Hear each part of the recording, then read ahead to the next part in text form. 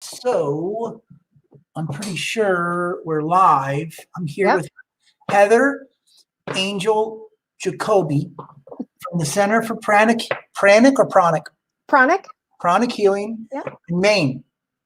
Yes. You're in Thanks Maine. for having me. I You're am. Yes. So I used to do this show, like a radio show, and it was called the Brice Hancock Show. And I would just interview people. I would just interview people mostly from Denver, some people in recovery, some not, some musicians, and I don't know, it was kind of entertaining. And then one day I threw like a tantrum and I quit.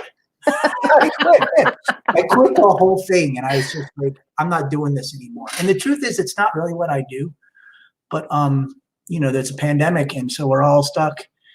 We're all stuck in the house, and so anyway, I own Mile High Sober Living and Mile High Continuing Care. It's outpatient treatment and structured sober living in the city of Denver. And last night I reached out and I said, anybody in the recovery space, let's do a live stream just for fun. And you said, hey. And so give me an intro, give me the nickel version of yourself and Sure. how you fell into this line of work. Yeah, sure. So my name is Heather Jacoby. I'm in a private practice. My private practice is called Being Well Counseling. And I've been in the helping industry for over 20 years. I have a degree in psychology, so I've always had this desire to just be present for others. And so I started my career out working with children and families who have special needs in their homes. And in there, you get a really intimate look at what's happening right in a person's house. And a real prevalent thing that you would see is there's a lot of substance use disorder within those homes. I also have my own family history of substance use disorder and my own personal history of a substance use disorder. So there just came a point where I really felt drawn to being with that population of folks in a different way. And so I went back to school, got my master's degree, decided to pursue that field here in Maine. And Maine is a very interesting place because we only have about 1.5 million people in the entire state. And if you look at the map, right, Maine is big. But we have such a high prevalence of substance use disorder, primarily alcoholism. But of course, now, we are not being exempt from the opioid epidemic. We have, certainly seen a lot of that here. And so I started a little over 10 years ago working at an agency. And then through that process, I just really decided I wanted to be in private practice. And so that's kind of where I've been living these days.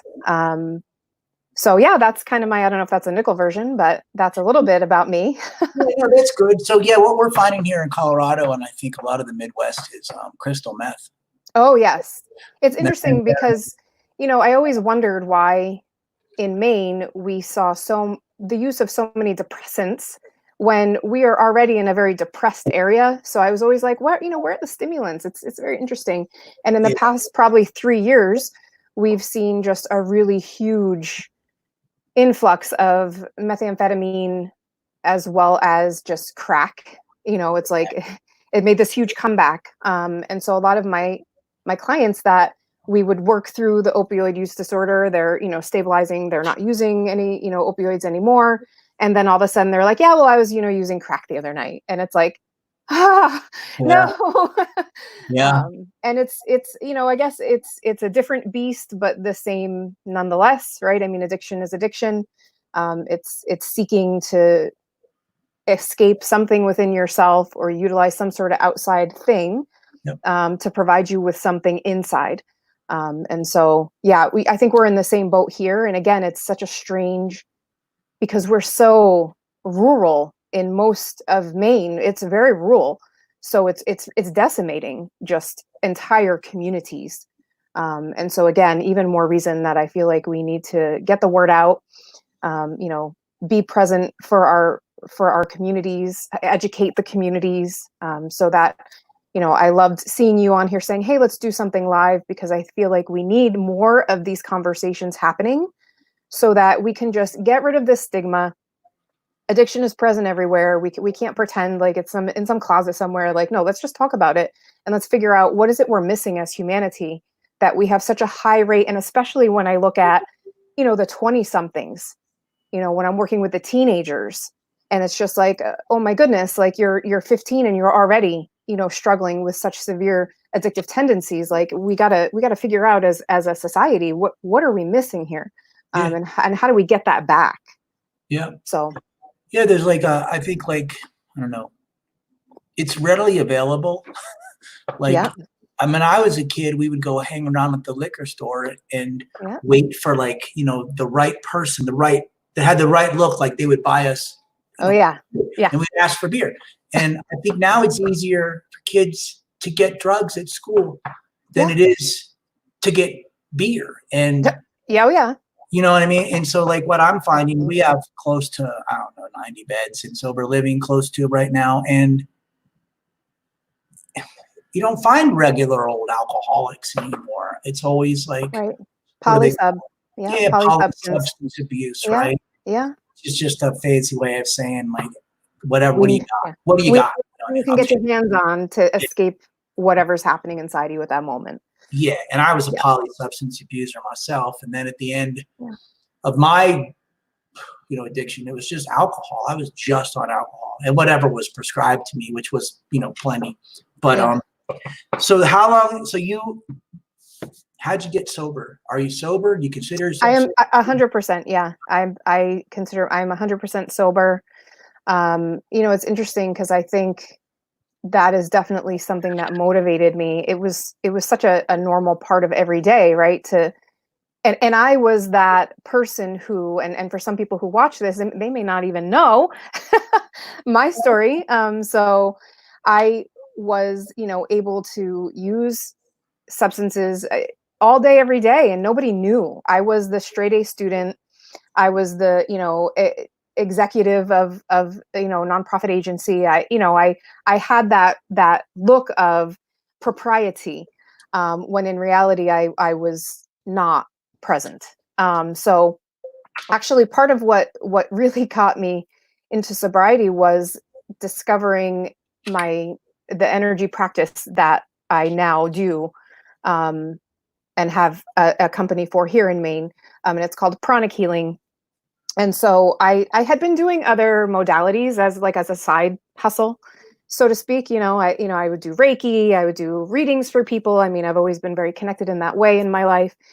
And so this particular energy modality actually has a protocol specifically for addiction. And it covers any addiction. So regardless of what substance it is, and or what thing it is, right? Because we also know that whole love addiction thing. Yeah. Which is, to me, is what underlies a lot of seeking a substance, because once you can't get that love addiction met, it's no holds barred. And so I was able to utilize that technique and have the protocols done to me. So I had taken the courses, organized courses, and so within the class itself, you practice. And so, we were practicing on each other, and then I just continued to get some of those healings, as well as being really brutally self-honest in terms of, what the hell are you running away from? What is it you are hating about yourself that you feel the need to be escaping from your reality? What are the things that you need to manage inside of you? What are coping mechanisms you can use that are better? Not that they're the best, but, hey, a coping mechanism is a coping mechanism. We don't judge that, but this one's not really functional when you're spending XYZ money, right? And sometimes when I think back and when I'm working with my clients, and I'm like, if we add up what you've spent, what might you spend that on today? And for some people it's like a house, like like they over the course of their life they spent $50,000, $100,000. Like, geez, you could have a really nice house in Maine. You could have like a mansion, in this rural area. Yeah. So honestly, the energy piece was the biggest thing for me in terms of connecting back to myself and recognizing only I can facilitate myself desiring to be sober. I can't ask anybody else to do that for me. Right. So like when I finally sobered up, that's when I realized my real plight was that I had no sense of myself, and my total sense of well-being was dependent on drugs and anything external, right? None of it came from inside. And I was so used to changing the way I felt. And so I think I was about 2 years sober, and I was really, oh, we lost you. We lost Heather. Let's see if she comes back. So I'll just keep talking. I was about 2 years sober and really depressed, and started trying to deal with it. And you're back. Can you hear me? I am. Yeah. Sorry about that. I do. You know, That's okay. I was saying I can hear you. Yeah. I was about 2 years sober, and I was really, really depressed. And I doubled down my efforts in sobriety, and I went back into therapy, and I dealt with all my codependent, stuff from early childhood and whatever trauma was lingering. And I got into energy healing myself. I still go to a healer, and she does Reiki, right? She might do her own form. Her name is Rosalie Carrillo, and I'll probably have her on to talk about it too. I'm not really good at knowing what I'm doing. I'm just good at knowing what works. And my understanding is that Reiki, it's the chakras, right? The energy and Yep. So energy centers. Mm-hmm. Right. And Reiki is kind of like the energy knows what energy needs to do. And prana is you use your hands, right? Yes. The energy is smart. Right. So explain it. So prana is just another word for energy. Okay. And I do apologize. I'm not sure what's going on. There is a lot of choppiness happening, and I'm going to blame my own internet. Okay. But so I think what I was hearing you talk about is getting Reiki. So I'm a Reiki master. I practiced Reiki for many years until I found Pranic Healing. And so Pranic Healing for me is like my PhD of energy healing, because what Pranic Healing does is it breaks down into very specific step-by-step protocols. So yes, the energy has consciousness. That is true. And so that's kind of like your introduction to using energy is let's just transmit the energy. The energy knows what to do. When you take pranic healing, you start to up your ante and say, yes, the energy has consciousness, but guess what? So do you. And if you can direct that energy and be very specific and mindful about where you're putting it, then it will have a greater or higher degree of capacity to do what it is you want, right? So if I want to wash my floor, I'm not just going to dump a bucket of water and walk away, right? I'm going to go to the spot I need to wash. I'm going to get a scrub brush. I'm going to scrub it. Then I'm going to rinse it. Then I'm going to, wax it, or, whatever you do. So in pranic healing, we have this additional step where we actually employ cleansing. She's gone. She's going to come back. I don't even know if anybody's watching this thing. It's really hard to tell. So I'm assuming she'll pop back on. Maybe we can pick this up later. I guess we'll see. Oh, there she is. Hi. I'm here. Yeah. Hi. Yeah. So I think we're probably overloading in the world, right? All internet. Yeah, maybe. All internet is being overwhelmed. So try to explain what you do with a client. So I think, yep, sure. So if I have a client who comes to me, let's say you were coming to me and you're like, hey, I've been having some depression. I've been having some anxiety, whatever. What I would do is I would utilize what's called scanning. And so I use my hands, which are sensing instruments that have been trained. And I'm going to scan all your energy centers. I'm going to feel for what's congested, what's depleted, what seems to be overactivated or maybe underactivated. Because each one of your energy centers is in charge of something, right? And so in my modality, we work with 11 major energy centers. And so I would look at each one of those 11. I would also scan for or feel for, what's the quality of what's going on inside of there, right? So you can say you have anxiety, but is it anxiety because of fear? Is it anxiety because of insecurity? Is it anxiety because of past trauma? Right? So the energies each have their own very particular quality. And so after I did that full scan, I would just have you sit in a chair, or you could lay down. It's the person's choice. It doesn't matter to me what you're doing. I would ask you to close your eyes. I would ask you to just be receptive. You don't have to believe in anything aside from just being open. And then I would go into each of your chakras. I would physically be doing something called sweeping, and I would remove that congested energy, whatever that energy is that no longer suits you. I would then put healthy energy into that chakra or that energy center, and then we stabilize that energy. So we make it stay, right? Because energy is volatile. It's just like electricity. It's like water. If you don't put the water in a pipe, it's just going to go everywhere.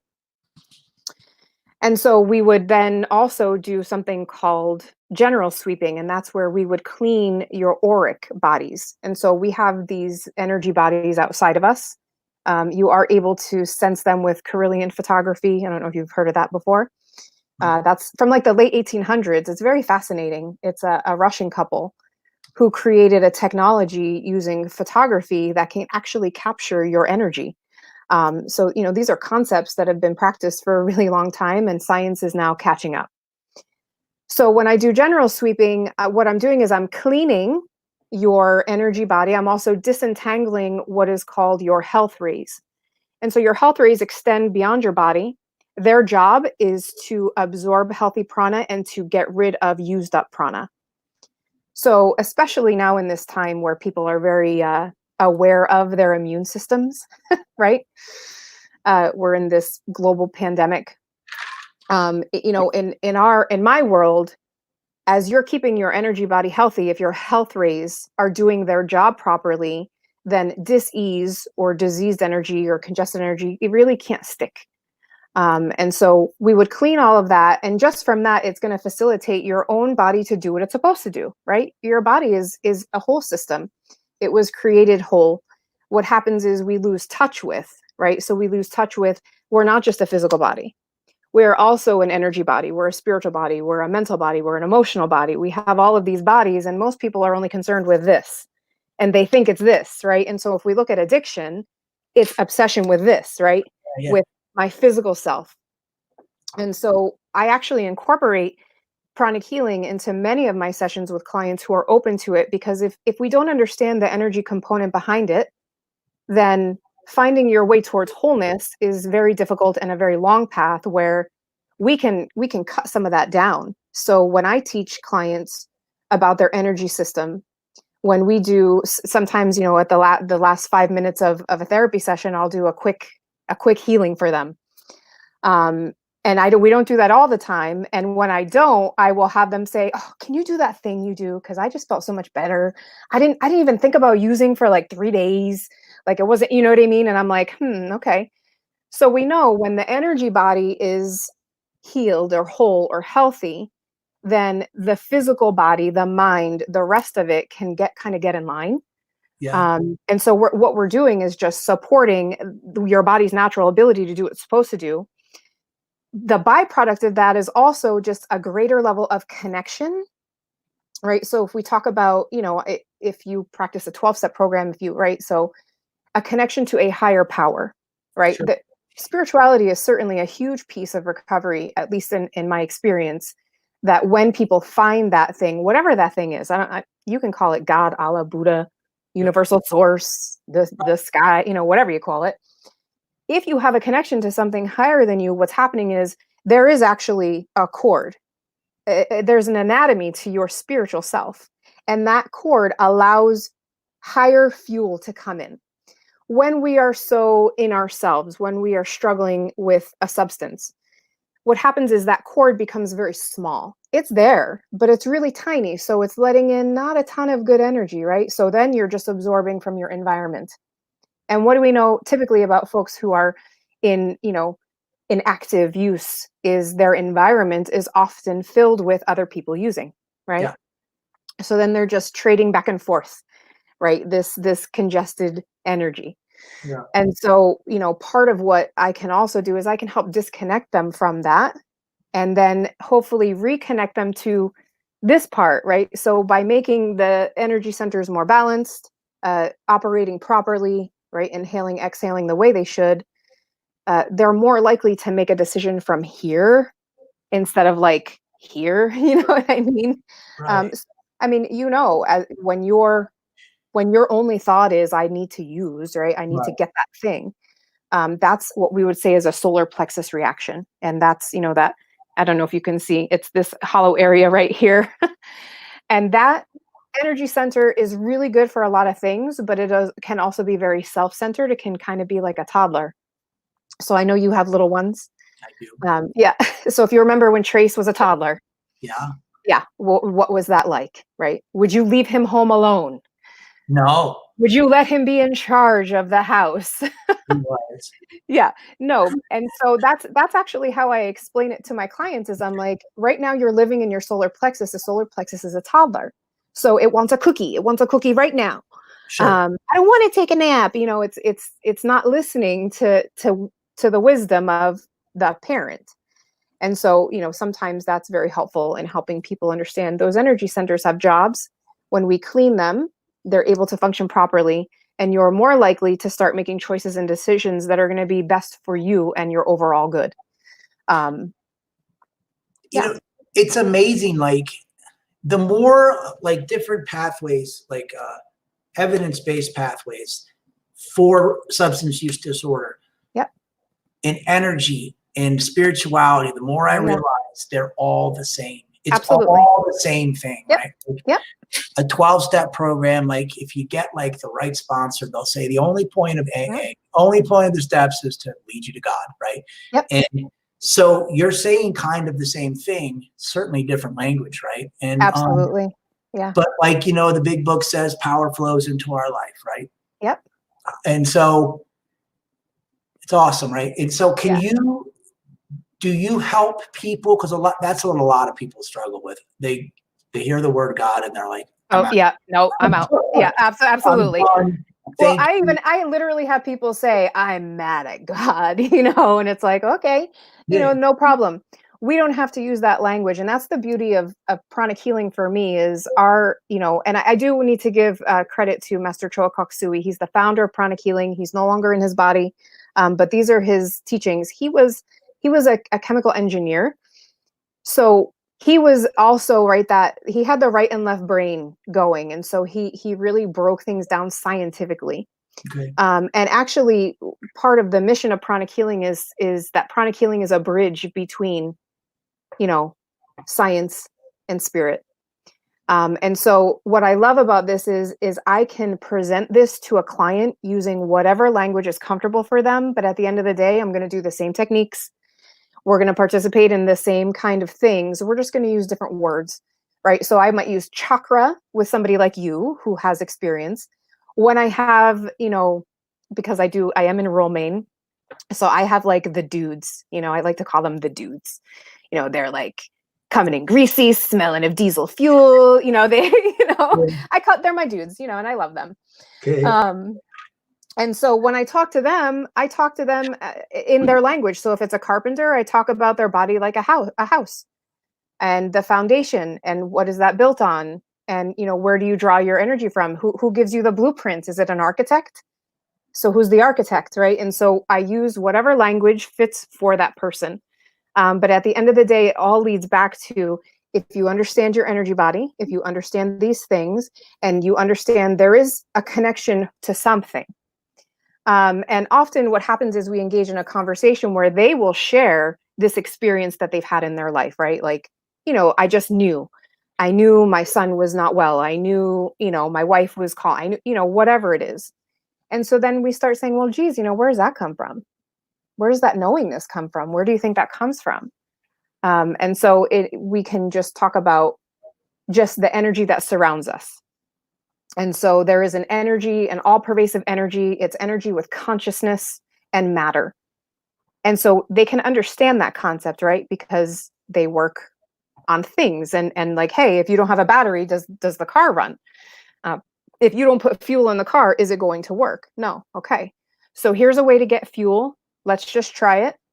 And 9 times out of 10, actually 10 times out of 10, I've never had anybody who tried it not have a miraculous result. And yeah, they'll be like, oh, that's weird. I don't know about that, Heather. Because, I am in Maine, so they have a really good accent.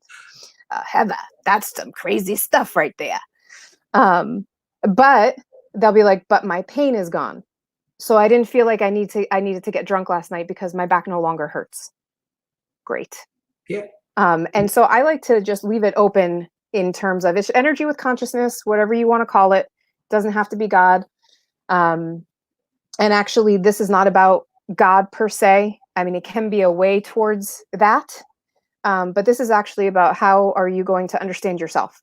And you have this anatomy.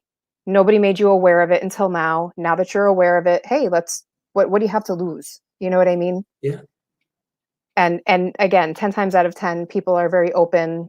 I even have like the very rigid Christians, right? The Jehovah's Witnesses who are commonly just, this is not okay. Like healing is not okay.